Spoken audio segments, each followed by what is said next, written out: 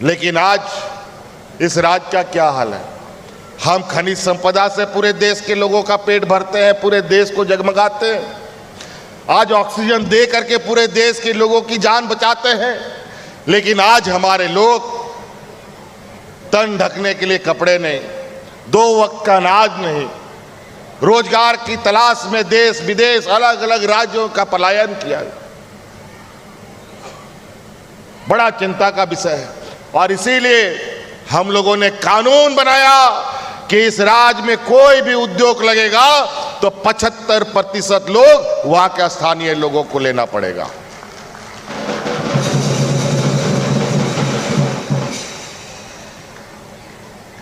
बहुत सारी बातें हमारे विरोधी लोग आए दिन, 2 साल तो कोरोना खा गया और 2 साल हमारे साथ चोर पुलिस का खेल खेलते खेलते इन लोगों ने हर काम में इन लोगों ने अड़ंगा लगाया, यहां तक हमको जेल में भी ठूस दिया।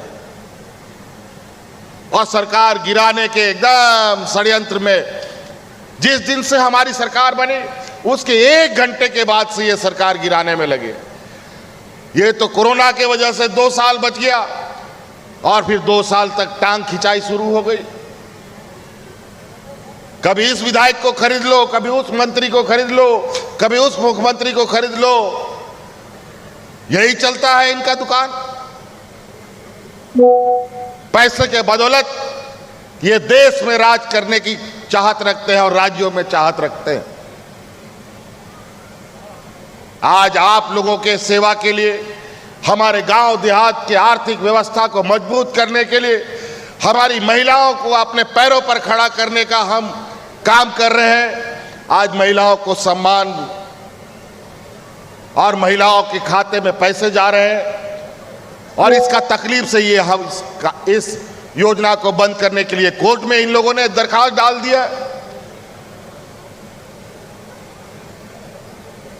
हम यहां के 32 के आधार पर नियोजन नीति बनाते हैं तो इसके लोग कोर्ट में जाकर के उसको असंवैधानिक घोषित कर देता है। बड़ा विचित्र हालत है।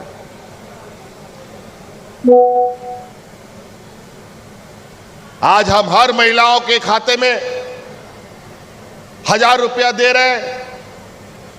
2 इंस्टॉलमेंट जा चुका, अभी दशहरा आने वाला है, कल परसों फिर तीसरा इंस्टॉलमेंट में भी चला जाएगा ताकि आपका त्योहार बढ़िया से हो जाए। और अभी ये लोग फर्जी फॉर्म भराने में लगा हुआ है कि हम लोग का सरकार बनेगा तो हम लोग 2100 रुपए देंगे। अरे तुम बगल का अपना राज्य देख लो, उड़ीसा में तुम कितना देते हो जो तुम यहां 2100 रुपया देगा। ये लोग झूठा आश्वासन, झूठा राशन और झूठा, याद है लोकसभा चुनाव 2014 में विदेशों से काला धन लाएंगे, सबके खाते में 15-15 लाख डालेंगे और सबको खाता खुलवा दिया। बताओ किसके खाता में 15 लाख रुपया आया। आज यहां की महिलाओं के घर घर में, पंचायत में, टोला टोला में हमने पदाधिकारी को भेज करके आपका दरखास्त बनाया और आपको घर बैठे ही आपके खाते में पैसा जाना चालू हो गया। तो कई ऐसी चीजें आज गांव देहात, हमें पता है हमारा गांव कितना गरीब है और आज ये गरीब राज्य एक नया कीर्तिमान स्थापित कर रहा है। ये राज्य का पहला राज्य है जहां इस राज्य का सभी बुजुर्ग को हम पेंशन देते हैं। सभी बुजुर्ग को, जो 50 साल का होगा सबको पेंशन मिलेगा, कोई वेटिंग लिस्ट नहीं। पहले इन लोग का वेटिंग लिस्ट, एक मरेगा तब दूसरा का चढ़ेगा, अब वो व्यवस्था खत्म। जो 50 साल का हो गया उसको पेंशन मिलेगा। सभी विधवा महिला 50 साल 40 साल होता था तब पेंशन मिलना शुरू होता था। और विधवा होने का कोई समय सीमा होता है क्या?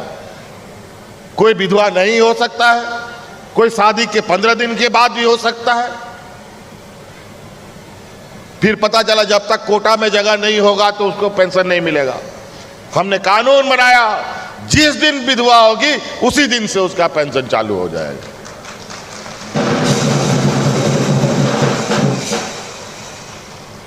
आज हर गरीब का 200 यूनिट बिजली फ्री और पुराना बिजली बकाया भी सरकार ने कर दिया।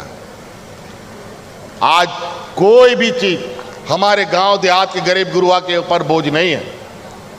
उसको अपना खेती बाड़ी करना है और उसको अपने पैर में खड़ा होना है। अलग अलग योजनाओं के माध्यम से अलग अलग, चाहे महिला हो, पुरुष हो, किसान हो, आज किसानों का 2 लाख रुपया तक का ऋण माफी भी हम लोगों ने कर दिया। आज मौसम जिस तरीके से इन लोगों ने पूरा देश का जंगल को काट कर खत्म करने का संकल्प ले लिया है, अभी छत्तीसगढ़ में हमारे विपक्ष के व्यापारी मित्रों ने अपने व्यापारियों को खदान अलॉट कर दिया है। वहां आदिवासियों के जंगल साफ किए जा रहे हैं, उसी को ठेका दे दिया है और पूरा गोली के बल पर आदिवासियों को जंगल से खदेड़ा जा रहा है, गांव से खदेड़ा जा रहा है। और यही इस राज्य की खनिज संपदा पर इस राज्य लोगों का नजर है। आज गीत की तरह पूरा आसमान में हेलीकॉप्टर से घूम रहा है। अभी गांव गांव, पंचायत पंचायत में उनके जो एजेंट है, ये लोग रंग बिरंगा कागज लेके घूम रहा है। महिलाओं से, पुरुष से, जो सीधा साधा लोग हैं, उन लोगों को झूठा आश्वासन दे देकर कभी 25,000, कभी 2100, कभी तरह तरह की चीजें देने का प्रलोभन दे रहा है। हम लोग उससे पूछो कि राज अलग होने के बाद सबसे अधिक तो सरकार डबल इंजन की सरकार थी। क्यों महिलाओं के खाते में पैसे नहीं गए? क्यों सभी बुढ़ा बुजुर्ग लोग को पेंशन नहीं मिला? क्यों गांव के गरीबों का बिजली माफ नहीं हुआ? क्यों किसानों का कर्जा माफ नहीं हुआ? गरीबों को देने के लिए इनके पास पैसा नहीं है, लेकिन इनके करोड़ करोड़ रुपया माफ करने का व्यापारी मित्रों का इनके पास भरा हुआ पैसा है। और आज जब हम अपना हक मांगते हैं,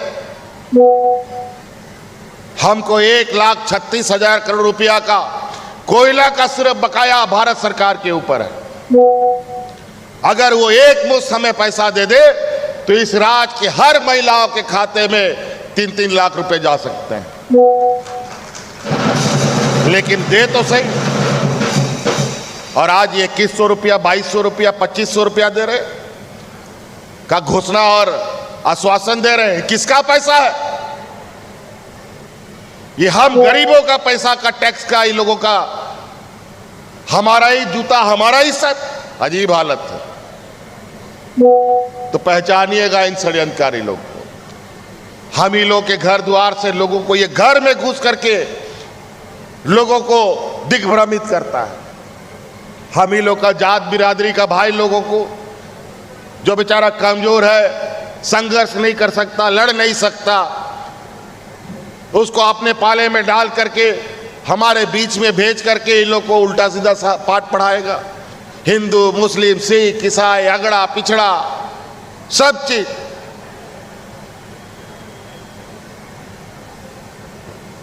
तो इसलिए आप लोग ध्यान रखिएगा।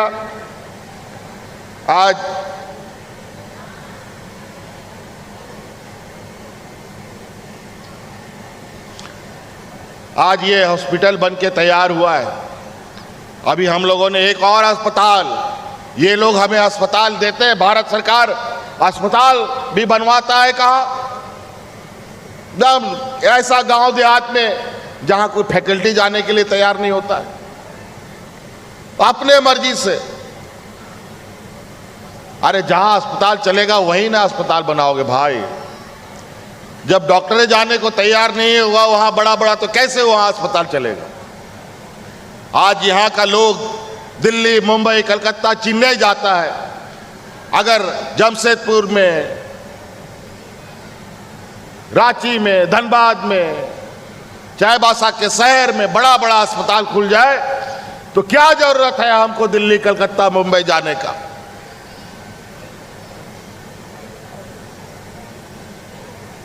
तो आज उसी के परिणाम स्वरूप जब हम लोगों ने रांची में भी एक नया मेडिकल कॉलेज बनाने का निर्णय लिया है, उसका भी बहुत जल्दी अभी हम लोग आधारशिला रखेंगे। आपका लगभग यहाँ पर बहुत ज़्यादा 500 बेड, लगभग 700-800 बेड का अस्पताल हो जाएगा। हमको लगता नहीं है कि कोल्हान का लोगों को अब रांची जाने का जरूरत पड़ेगा, और इसलिए हम लोग लगातार स्वास्थ्य के क्षेत्र में कैसे स्वास्थ्य व्यवस्था मजबूत हो, यहाँ पर अधिक से अधिक डॉक्टर कैसे बने, इसके लिए भी हम लोग प्रयास में लगे हैं। अभी आधारभूत संरचना, कई समस्याओं का समाधान भी है, इसलिए आधारभूत संरचना को लेकर हम लोग निरंतर कार्यों में गति दे रहे हैं। रांची राजधानी है, और आपको सुनकर आश्चर्य होगा, रांची जैसे राजधानी जहां सबसे अधिक आज लोगों की जनसंख्या शहरों में है, वहां पर पहली बार राज्य अलग होने के बाद 2 साल के अंदर एक फ्लाईओवर बना करके कल हम लोगों ने जनता को समर्पित किया। मात्र 2 साल में।